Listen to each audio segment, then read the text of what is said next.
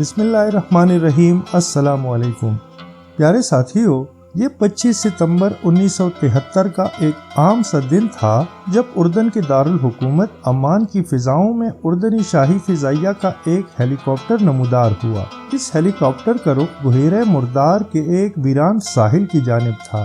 تھوڑی دیر بعد ہیلی کاپٹر ساحل پر اترا تو وہاں ایک اسرائیلی ہیلی کاپٹر پہلے سے موجود تھا، جس کے عملے نے اردنی ہیلی کاپٹر سے اترنے والے 3 افراد کو نہایت عزت و احترام سے اپنے ہیلی کاپٹر میں بٹھایا اور اسرائیل کے دارالحکومت تل ابیب کی ایک عمارت کے ہیلی پیڈ پر اتار دیا۔ یہ اسرائیلی خفیہ ایجنسی موساد کی ایک عمارت تھی جسے عارضی طور پر مہمان خانے میں بدل دیا گیا تھا۔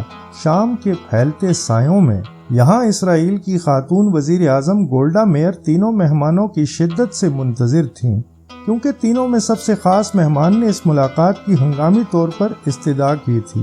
ملاقات کے وقت ملحقہ کمروں میں اسرائیلی انٹیلیجنس چیف اور دیگر افسران نے خفیہ آلات نصب کر رکھے تھے تاکہ گفتگو کے ایک ایک حصے کو سنا جا سکے۔ ملاقات شروع ہوئی تو سب سے خاص مہمان نے گفتگو کا آغاز سنسنی خیز اطلاع کے ساتھ کرتے ہوئے اسرائیلی وزیر اعظم کو بتایا کہ مصر اور شام اپنے دیگر اتحادیوں کے ہمراہ جنگ کی تیاری کر رہے ہیں اور کسی بھی وقت اسرائیل پر 2 اطراف سے حملہ کر سکتے ہیں۔ گولڈا میئر یہ سن کر مسکرائیں اور کہا کہ عالیجا، ہمارے لیے یہ اطلاع نئی نہیں ہے، آپ کا بہت شکریہ، لیکن مصر اور شام ہم پر حملہ کرنے کی جرت نہیں کر سکتے کیونکہ اب وہ جنگ لڑنے کی پوزیشن میں نہیں ہے۔ ہم نے پچھلی جنگ میں ان کا جو حال کیا تھا، اب وہ برسوں تک اسرائیل پر حملہ کرنے کا سوچ بھی نہیں سکتے۔ اسرائیلی وزیر دفاع موشے دایان کا بھی اس اطلاع پر یہی خیال تھا کہ مصر اور شام اسرائیل پر حملہ کرنے کی جرت اس لیے نہیں کر سکتے کیونکہ اسرائیل کا دفاع اب ناقابل تسخیر ہے۔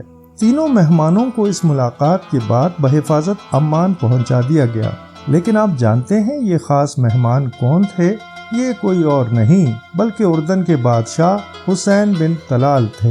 جی ہاں، ہاشمی مملکت اردن کے بادشاہ حسین بن طلال، جبکہ ان کے ساتھ باقی دونوں افراد وزیر اعظم زید الرفاعی اور انٹیلیجنس چیف جنرل فتحی ابو طالب تھے۔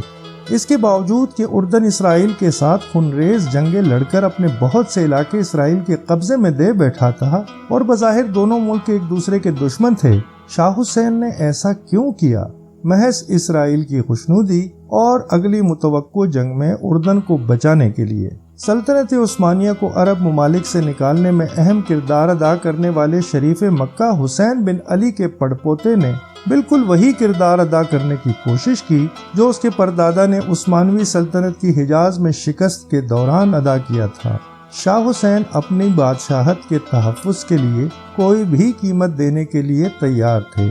یہ قیمت اسرائیل کی مکمل فتح بھی ہو سکتی تھی اور شام اور مصر کی مکمل شکست بھی۔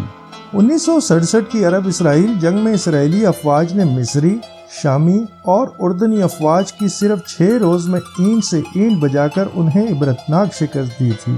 مصر سے غزہ کی پٹی، صحرائے سینا، شام سے گولان کی پہاڑیاں اور اردن سے مغربی کنارہ اور مشرقی بیت المقدس چھین لیے تھے۔ یروشلم یعنی بیت المقدس پر تو یہودی 2000 سال بعد قابض ہوئے تھے، وہ بھی اردن کی افواج کو شکست دے کر۔ 1973 میں شام اور مصر نے اپنے مقبوضہ علاقے واپس لینے کے لیے اسرائیل پر بھرپور حملے کی تیاریاں شروع کر دی تھیں۔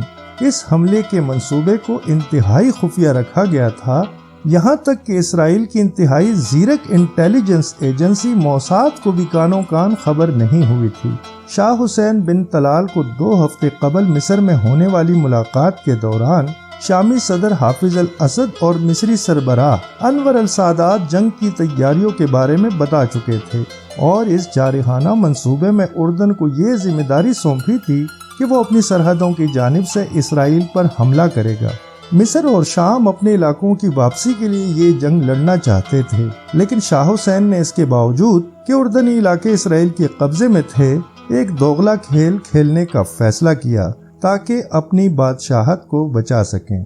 جنگ میں اسرائیل کی جیت ہوتی تو وہ پورے اردن کو بھی ہڑپ کر سکتا تھا، لہٰذا شاہ حسین نے یہ جنگی منصوبہ سن کر کسی اور ذریعے کے بجائے بذات خود اسرائیلی وزیر اعظم تک یہ اطلاع پہنچائی، لیکن طاقت کے نشے میں چور اسرائیلیوں کو 11 مرتبہ مختلف ذرائع سے یہ خبر مل چکی تھی، اس لیے اردن کے بادشاہ کی اس وارننگ کو انہوں نے نظر انداز کر دیا۔ ان کی دانست میں مصر اور شام اب برسوں تک اسرائیل کی طرف آنکھ اٹھانے کی جرت بھی نہیں کر سکتے تھے۔ 6 اکتوبر 1973 کو بالآخر وہ دن آ پہنچا جب مصری اور شامی فوجوں نے اپنے اتحادیوں عراق، الجزائر، سعودی عرب، کویت، تیونس، مراکش اور کیوبا کی فوجی و تکنیکی مدد سے اسرائیل پر زوردار حملہ کر دیا۔ یوم کپور منانے والے اسرائیلی اس حملے کے لیے قطعی طور پر تیار نہیں تھے، اس لیے ابتدا میں انہوں نے بے پناہ نقصان اٹھایا اور صحرائے سینا اسرائیلی فوجیوں کی لاشوں سے اٹ گیا۔ تاہم امریکی امداد اور اسرائیلیوں کی ثابت قدمی نے عرب افواج کی پیش قدمی روک دی۔ اس موقع پر اردن پر زور دیا گیا کہ وہ اپنی سرحدوں سے اسرائیل پر یلغار کر دے، تاہم شاہ حسین نے یہاں بھی ہاتھ دکھا دیا اور اسرائیل پر حملہ کرنے کی بجائے گولان کی طرف شامی فوجوں کی مدد کے لیے اپنی افواج بھیج دی اور خفیہ طور پر اسرائیل سے درخواست کی کہ عرب ملکوں میں اپنی ساکھ برقرار رکھنے کے لیے اسے شام کے محاذ پر فوجیں تو بھیجنی پڑ رہی ہیں، لیکن وہ مجبور ہیں، اس مجبوری کو مد نظر رکھ کر اردن پر حملہ نہ کیا جائے۔ جنگ کا نتیجہ کسی حد تک عربوں کی سفارتی اور اسرائیل کی فوجی فتح کی صورت میں نکلا۔ شام کو گولان کی پہاڑیوں کا کچھ حصہ اور مصر کو صحرائے سینا واپس مل گیا، لیکن اردن کے ہاتھ کچھ نہ آیا۔ لیکن یہ بھی کیا کم تھا کہ اسرائیل سے امن کی بھیک مانگ کر اردن کو بچا لیا گیا، جبکہ بعد میں مغربی کنارے اور یروشلم سے مکمل طور پر دستبردار ہو کر اردن نے بیت المقدس کو اسرائیلیوں کے رحم و کرم پر چھوڑ دیا۔ اسرائیلی خفیہ دستاویزات یہ بتاتی ہیں کہ شاہ حسین نے 1973 میں اسرائیل کے 3 خفیہ دورے کیے تھے، جن میں آخری دورے میں تو حد ہی کر دی تھی جب اسرائیل کو مصری اور شامی حملے کی خبر دی۔ شاہ حسین نے بعد ازاں 1994 میں اسرائیل سے امن معاہدہ کیا اور 1996 میں اسرائیل کا پہلا باقاعدہ دورہ کیا، جہاں ان کا فقید المثال استقبال کیا گیا۔ 1970 کی دہائی میں ہزاروں فلسطینیوں کو موت کے گھاٹ اتارنے والے شاہ حسین مغربی دنیا کی نظر میں امن کے سفیر کہلاتے ہیں، لیکن عرب دنیا انہیں آج بھی غدار کا لقب دیتی ہے، جس نے اسرائیل کو مخبری ہی نہیں کی بلکہ اس کی سرحدوں کی حفاظت مرتے دم تک کرتے رہے۔ اسرائیلی تو ان سے اتنی محبت کرتے تھے کہ ان کی وفات کے بعد ایک ڈاک ٹکٹ بھی جاری کیا۔ بہرحال عرب دنیا آج بھی انہیں ایک ایسے شخص کے طور پر یاد رکھتی ہے جس نے عربوں کی پیٹھ میں چھرا گھوم کر اسرائیل کے ہاتھ مضبوط کیے اور اپنے پردادا حسین بن علی کی یاد تازہ کر دی، جنہوں نے لارنس آف عربیہ کے ساتھ مل کر خلافت عثمانیہ کے حصے بکھرے کیے تھے۔